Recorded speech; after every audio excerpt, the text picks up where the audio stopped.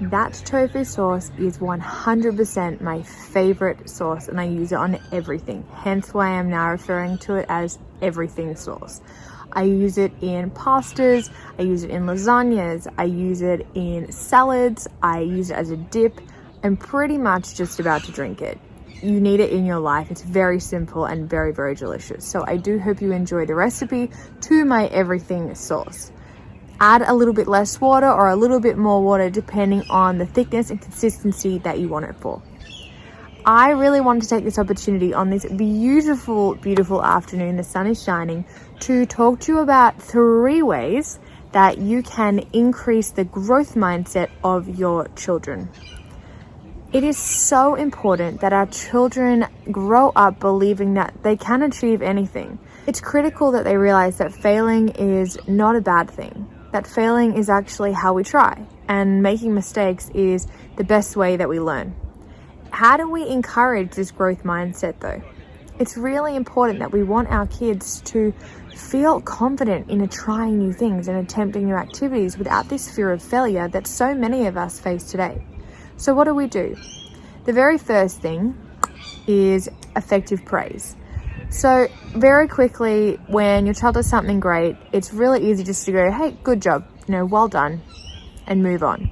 It's really important though that your praise is really specific to them and that you don't just praise the end result. So even if they don't finish the activity or finish the drawing that they set out to do, or it turns out really different, it's really important that you praise the process, because then they learn to understand that the process is actually what is worth the praise. For example, I really loved how you're persistent in coloring in this section of your drawing. Or I really loved how you kept trying when it got tricky in this point. So try and make your praise really specific and not about the end result. We want our children to be focused on the process and not only focused on having a perfect product and something to show at the end. Speaking from experience and as an art teacher as well, it was really tricky for me to focus on the process because you feel that pressure as a teacher to want your kids to have that end product and for it to be the best they can be. But really the process is where the kids are learning. So if they don't finish it, if they don't have enough time in the session that you had, or they just get bored of it, that's okay. Allow them to just move on and enjoy the part they've done. The second one, number 2, is to make the activity that you're doing with your child actually successful. So there's no point giving them something that is not age appropriate or skill appropriate for them. And that's going to differ based on your own child, their interests and their own individual needs. If you give them something that is too hard, they're not going to be able to succeed, even in the smallest possible way. And that is going to result in a lack of accomplishment. They're not going to want to try again because it didn't make them feel good when they tried it in the first place. With young kids especially, it's really critical that you do activities with them. You show them how to do it, you teach them, and you work with them. This way, they can learn from you and they can enjoy the activity together. So you can still do harder things, but as long as you're working with them. I know with Hunter, he often says to me, Mum, come and help me with this. And it's not because he can't also do it on his own, but he loves spending time with me too. So take every opportunity as a way to be with your child, but also making sure that it is a way for them to feel successful.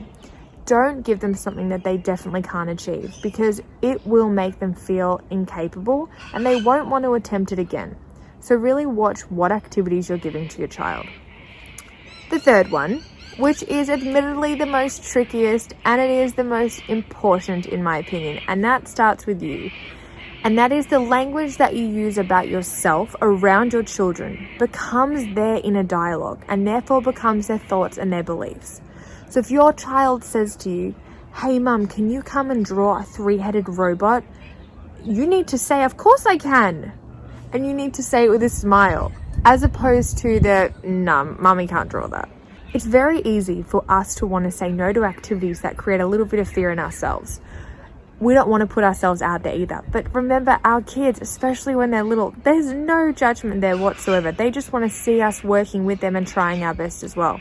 So you need to change your own dialogue about how you approach activities so they can change theirs or they can develop theirs in the first place. If they see you trying out new things and giving everything a go and having that growth mindset, that is what they will develop at the end of the day. But if they see you saying, no, mummy doesn't draw, or that's too hard for me, I'm not very good at cooking, they start to hear these things as well, and they start to repeat them, and they start to say them.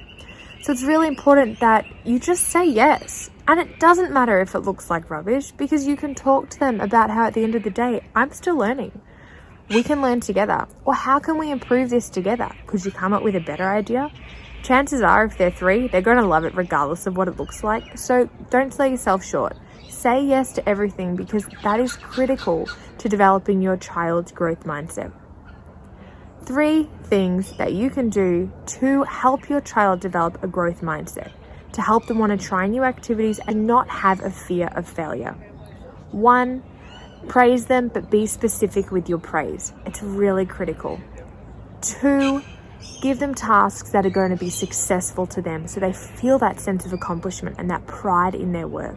And 3, be extremely mindful of the words you use when describing yourself and what you can and can't do around your child.